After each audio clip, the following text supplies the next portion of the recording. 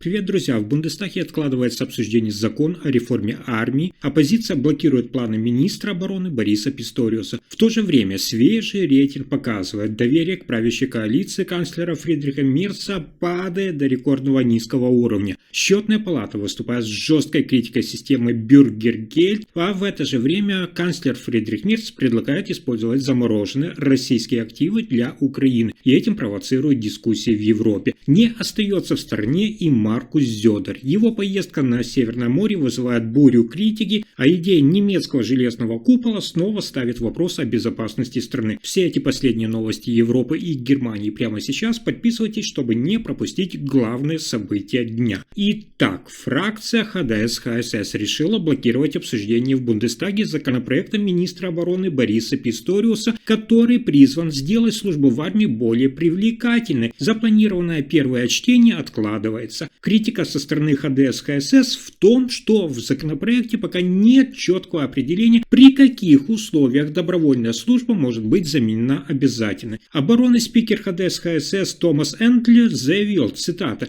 «Мы не можем просто откладывать вопрос роста армии и резерва. Это вопрос безопасности страны. Социал-демократы из СДПГ реагируют спокойно. Их представитель Фалька Дросман говорит, что перенос обсуждения не драматично, а лишь отражение потребностей в доработке». Дросман отметил, цитата: «Уже сейчас растет число добровольных заявлений. Это говорит, что направление выбрано верно. Кабинет ранее одобрил закон, который вводит регистрацию молодых людей для потенциальной службы, но все еще основывается на добровольности. Цель проекта – это увеличить численность армии и резервистов до показателей, соответствующих планам НАТО». Некоторые политики из ХДС-ХСС, например, давний инспектор сухопутных войск Альфонс Майс, выступают за более быстрый ввод обязательной службы, если добровольцам не хватит. Итог. Законопроект оказался в подвешенном состоянии, он должен быть доработан и согласован между фракциями, прежде чем снова попасть в парламент. Вопрос укрепления обороны стоит острый, и задержка обсуждения может затянуть принятие важных решений.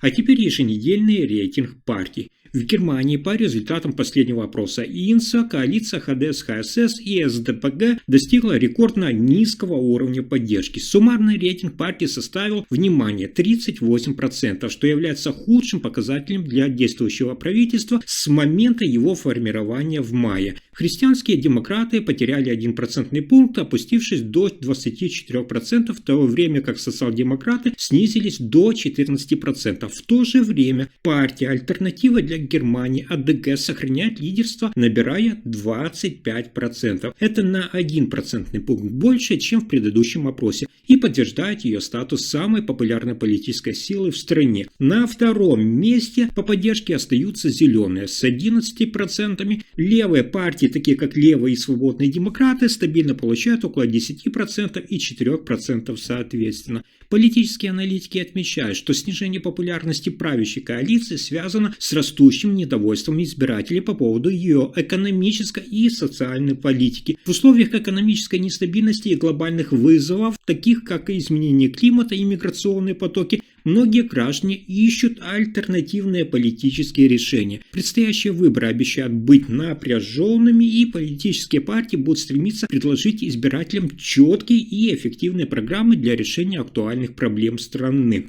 И это только начало. Счетная палата Германии критикует практику санкций со стороны Центра занятости Джоб-центра по отношению к тем, кто получает гражданскую помощь Бюргергельд, но не выполняет своих обязательств. Она считает, что такие меры часто оказываются бессильны. В ходе анализа 265 случайных дел, в которых лица были помечены как несотрудничающие, выяснилось, многие из них долгое время не появлялись на приемах и не контактировали с центрами занятости. Иногда даже более, внимания, 10 лет. В одном случае последний контакт с центром был зафиксирован 12 лет назад. Санкции, такие как уменьшение выплат на 30%, зачастую не дают результата. В отчете цитируется фраза из Джоб-центра. Цитата: «Клиент никогда не приходит на прием. Санкции до 30% ничего не меняют. Им все равно. Отдельно подчеркивается, что нет возможности полностью приостановить выплаты в таких случаях, даже когда контакт отсутствует длительное время. Палата направила свой отчет в бюджетный комитет Бундестага. В документе подчеркивается, что такие неэффективные случаи могут усиливать общественное недоверие к системе, прыгая на передний план как негативный пример. Министр труда Берпель Бас и канцлер Фридрих Мерц работают над реформой Бюргергельд, я об этом уже рассказывал. В ближайшее время будет представлен новый законопроект, который, как ожидается, ужесточит правила участия и ответственности тех, кто получает помощь. Теперь власти стоят перед задачей, как сохранить защиту для нуждающихся,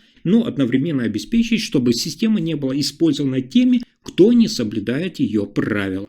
А теперь внимание, впереди еще больше важных событий. Канцлер Германии Фридрих Мерц предлагает направить замороженные российские активы на финансовую помощь Украине. Он намерен использовать средства из ликвидных запасов, замороженных в Европейском Союзе, чтобы предоставить Киеву беспроцентный кредит в размере, внимание, около 140 миллиардов евро. Мерц рассчитывает, что решение будет принято уже в октябре, возможно, на следующем саммите Европейского Союза. Он подчеркивает, что средства должны быть активированы как кредит, а не полностью конфискованы, и что возврат будет требоваться, когда Россия выплатит компенсации за ущерб. Однако у предложений есть серьезные противники. В Бельгии, например, где большую часть активов хранит компания Евроклир. Премьер-министр Барт де Вевер выступил с жесткой критикой. По его словам, риски при использовании чужих активов без полного юридического основания слишком велики. Де Вебер предупредил, что Бельгия может оказаться ответственной перед арбитражом, если что-то пойдет не так. Он также отметил, что подобный шаг создаст опасный прецедент для европейской финансовой системы. На данный момент лишь процент от доходов этих замороженных активов используется для помощи Украине. Сам принцип использования основного капитала остается спорным.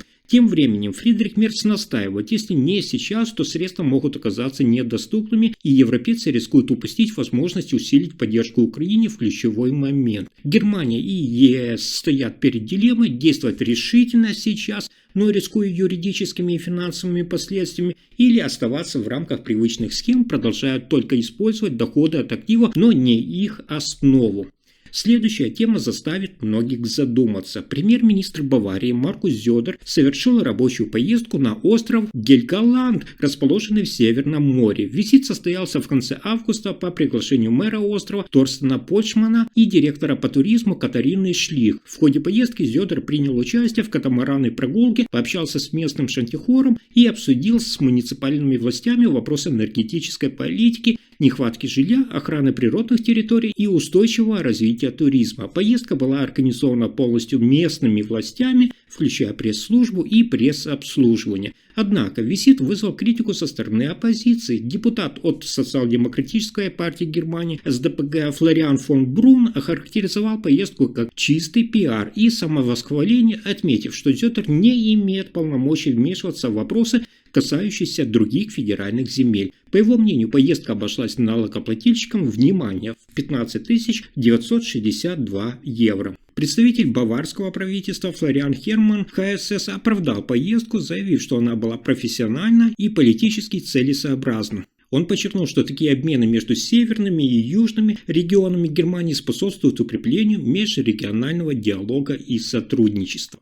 Но это еще не главный поворот событий. Глава Христианско-социального союза ХСС, тот же Маркус Зёдер, вновь поднял вопрос о необходимости создания в Германии системы, аналогичной израильской железному куполу для защиты от воздушных угроз. Он подчеркнул, что такие меры необходимы для обеспечения безопасности, особенно после недавних инцидентов, включая приостановку работы аэропортов в Мюнхене из-за несанкционированных полетов дронов. Однако эксперты указывают на техническую неточность в предложении Зёдера. Система «Железный купол» была разработана именно для перехвата короткоствольных ракет и артиллерийских снарядов, а не для борьбы с дронами. Дроны имеют другие характеристики, они медленные, малые и часто трудно обнаруживаемые. Поэтому для эффективной защиты от них необходимы специализированные системы, такие как радары с фазированной антенной решеткой и высокоскоростные лазерные установки, которые способны нейтрализовать дроны на малых высотах.